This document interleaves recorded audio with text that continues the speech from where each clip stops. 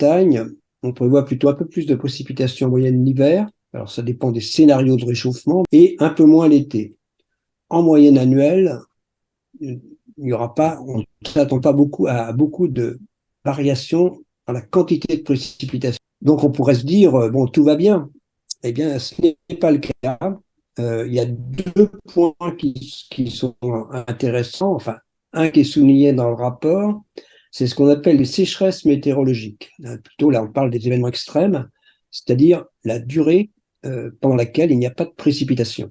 Et le rapport est très clair, cette durée risque d'augmenter et l'ouest de la France serait affecté par finalement des périodes sans précipitation plus longues. On comprend bien derrière le risque quand même de sécheresse. L'augmentation de la température entraîne une diminution de l'eau disponible finalement, et ça se traduit bien par les simulations qui sont faites du débit des fleuves et des rivières.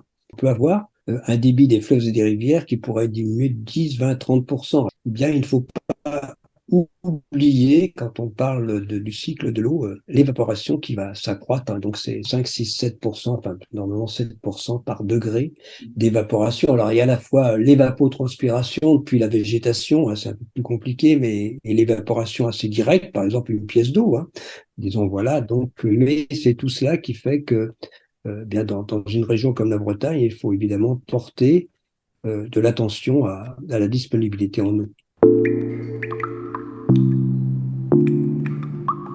Disons, les continents se réchauffent grosso modo 2 fois plus rapidement que l'océan. En moyenne annuelle planétaire, on est à un peu plus de 1 degré, et en France, on est plutôt à un peu moins de 2 degrés. Dans un cas 1,1, dans l'autre cas 1,7. Le réchauffement est marqué aussi bien en hiver qu'en été. En règle générale, on doit s'attendre l'hiver à plutôt plus de précipitations en Bretagne. C'est bien la raison, c'est disons, la succession de cette perturbation qui nous viennent de l'océan. Même avec un supplément de précipitation, on va quand même, à cause de l'évaporation, vers une diminution de l'eau disponible. C'est quand même le message que j'essaye de redire.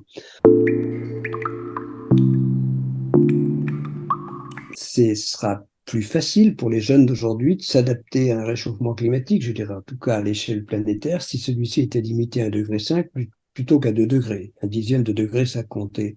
Je pense que c'est un objectif, alors c'est peut-être un peu idéal, mais de façon intéressante, c'est un objectif qui requiert une neutralité carbone à horizon 2050. Cette neutralité carbone à horizon 2050 est inscrite alors d'une façon ou d'une autre hein, dans les objectifs d'au moins une centaine de pays. Dans notre cas, dans le cas de la France, c'est inscrit dans la loi. Le problème, c'est qu'il y a un fossé entre les objectifs affichés et la réalité. En fait, on part clairement vers des réchauffements de 3 degrés, on y va, disons, tête baissée.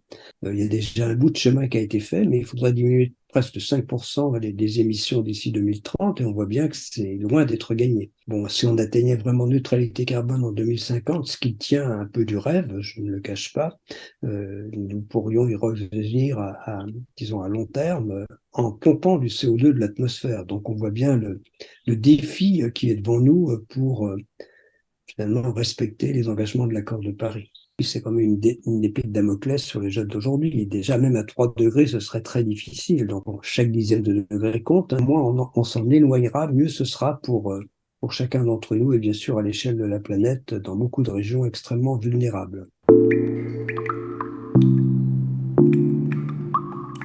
Disons, quand on parle du modèle agricole, il n'y a pour le moment en Bretagne encore pas beaucoup d'irrigation. Donc l'utilisation de l'eau n'est peut-être pas, c'est plus la qualité de l'eau que la quantité de l'eau en Bretagne. Je ne veux pas rentrer dans, enfin, ce débat est très clair. La caractéristique de Bretagne, qu'il y a plutôt des eaux superficielles, il n'y a pas de nappe profonde, donc on voit bien que oui, on n'est pas à la rue en Bretagne.